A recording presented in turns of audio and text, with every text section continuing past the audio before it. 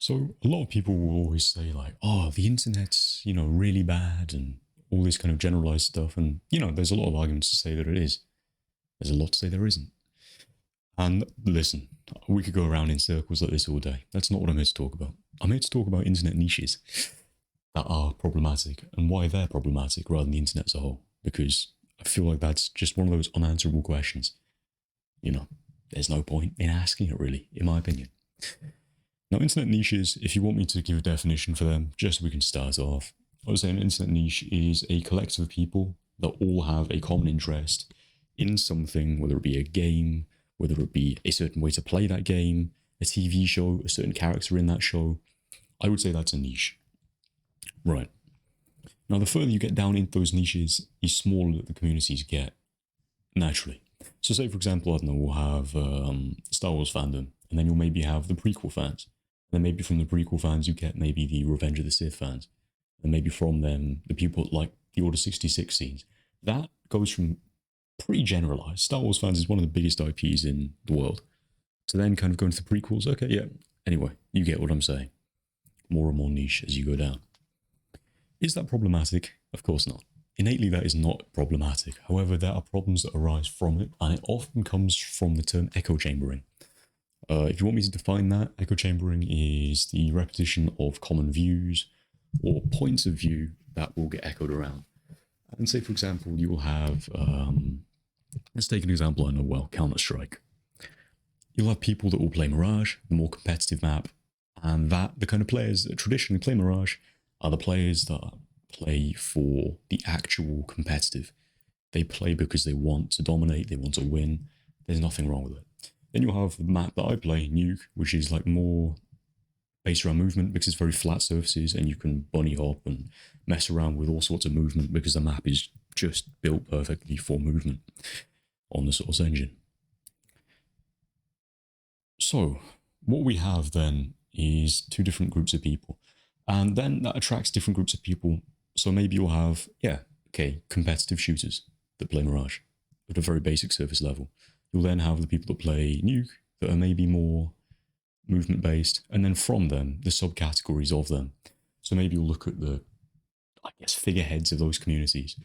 Maybe you'd have someone like Simple from Mirage, the epitome of Counter-Strike competitive, the biggest name in Counter-Strike, I would say, or definitely one of them.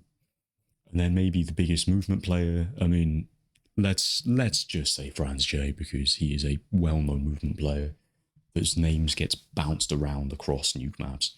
Maybe Smiley BS as well, gets a lot of PSP, same guy, but they get a lot of plaudits. Anyway, that's besides the point. You'll then get the subcategories.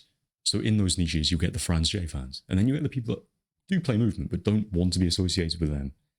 And then you'll get niches further and further down. And the problem with these niches is a lot of them will get to a point where it is very samey. You'll get very similar types of people that will play with each other. And because you're playing with them, your personalities are likely fairly similar. And this is not necessarily problematic. It's not a bad thing to have people that are similar around you. Oftentimes, your closest friends will have certain similarities. But when I look at my friends anyway, personally, and I know a lot of people are similar, is that you kind of look at some of your friends and you're like, what? We have very few things in common. And I think that's why maybe we're good friends. And when you surround yourself with people, and this is the problem with niches, is that you surround yourself with people that are very similar to you, that can become problematic. And something I've seen personally, and I think this is the biggest problem with niches on the internet, is a lot of niches will have people, just because of the way the internet is, and the people that spend a lot of time on it, aren't necessarily people that are going outside regularly, maybe. And that is a stereotype, admittedly. And because the world is just going more online anyway, past the lockdown, a lot of jobs are going online. Working from home is higher than it's ever been. Maybe that's a factor. But on top of that, you've got the fact that a lot of people will stand in groups and be like, oh, this is my life. And the more you get to know someone, the more likely you are to find out about them. And a lot of these groups very quickly deteriorate into, I'm mentally damaged, I'm mentally ill, I'm unhappy. Listen, life is incredibly complex and everyone's got their different angles on it. This is just mine. Not here to judge anyone that's had anything that, has been unfortunate for them. such is life. However, I think a lot of the times in these communities, there is a lot of navel gazing. There is a lot of kind of like feeling sorry for yourself. There's a lot of kind of competition all of a sudden of like, well, hang on a minute, we've met online, but like, I've got this, I've experienced this, I've seen this. When I was younger, this happened to me. Rah, rah, rah, like, my parents are divorced, you know, whatever. A lot of things, And so all of a sudden, it kind of becomes a competition of, well, who's more mentally damaged, who's more mentally ill. That's really problematic because then people start to think, oh shit, this person is more like has seen more than me, or maybe this person is like this, that, or the other, and then you start like almost like having a hierarchy, and it's based upon who has had the most difficult life. And when you stand back and look at that for a second, that people getting chastised because their life hasn't been that difficult, that's a really harsh thing. You're almost wanting them, you're almost saying to them indirectly, you need to make your life harder for yourself to be accepted by our friendship group. That's horrendous, right? And I think that's like a lot of things, certainly when I've done work with Young Minds, this charity that I've worked with recently. I say works, I've, what's the word? Volunteered with recently, is a lot of the people that come with problems, and yeah, everyone's problems are valid, that's absolutely fine. But a lot of them are very either solvable or very minor problems, and that's not to say all of them are, but a lot do seem to stem from the internet. Quite a lot of people will be coming and saying like, people on TikTok have said this, people on Instagram are saying this about me, this, that, and the other. And obviously, there's problems with social media. That's not what I'm talking about. It's more the fact that like social media is pressing now, kind of these buzzwords, terms like autistic, terms like schizophrenic, terms like mentally ill. They're just banded around, depressed, like they're nothing, right? Statistically, 4% of the population struggle with genuine medical depression. Does it mean that if you're not medically depressed, you're not unhappy? Absolutely not. But I think these terms are used very lightly to describe things that aren't actually what they say they are. And so going back to online niches is when you're put in a group of people that all believe that they themselves are mentally ill, maybe because of just the environment of the internet that they've grown up in, or maybe it's for other reasons. And maybe, more often than not, it is partially the case that there is something that is maybe amiss, that maybe they need support with, like everyone does, right? I think there is this kind of alinity that everyone has to be slightly different in these ways, and if your difference isn't something that's necessarily inexcusable, it's something like, oh, it is a mental illness, or it is just a way that you've been raised, or it's a cultural thing, like your race or like your gender or something like that, then you have to make it something. And I feel like that forcing yourself to be individualistic, and especially online, that's more of a thing.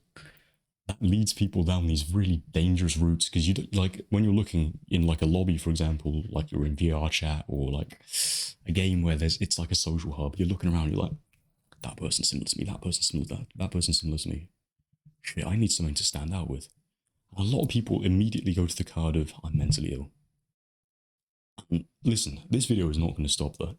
But the next time you meet someone online and really start to get to know them, just take a second maybe and think, what is this like built upon? And listen, building friendships off mental illness is something that I've done, or mental illness, or struggles you've had in your life. The things that I've made most of my best friends of. Most of my closest friends, I would say, we've related on a level because we're like, oh, this has happened to me, or this is the way I feel about the world because of this. And it's like, yeah, cool, we've got a similar vision. But we're not the same person. We don't have the same interests. We don't want necessarily the same things. And I feel like on at least some basic level, the internet draws people that are like you very close together. And so, I guess without making this too much of an inspirational TED talk or something stupid, it is important to just, smell the flowers, gather what's around you, think, is this healthy? Is this healthy? And, listen, I'm not even saying that, your mind has to be a temple. Everything that you have to do has to be good. Because we've all got our vices. Listen, I'm the last person to be speaking about what you should and shouldn't be doing, realistically. But the internet is full of vices, and I think that is the main problem, is not getting caught in a kind of wormhole of bad things that then kind of become normalized because you're in a circle where it is normal. But yeah, that's what I have to say. Check your mirrors. Look after yourselves. Go outside now if it's nice weather out, or even if it's just mediocre weather. It's not awful. Go outside. Enjoy yourself. Have a smoke, maybe. Go for a walk. And I'll see you soon. What's that? Goodbye.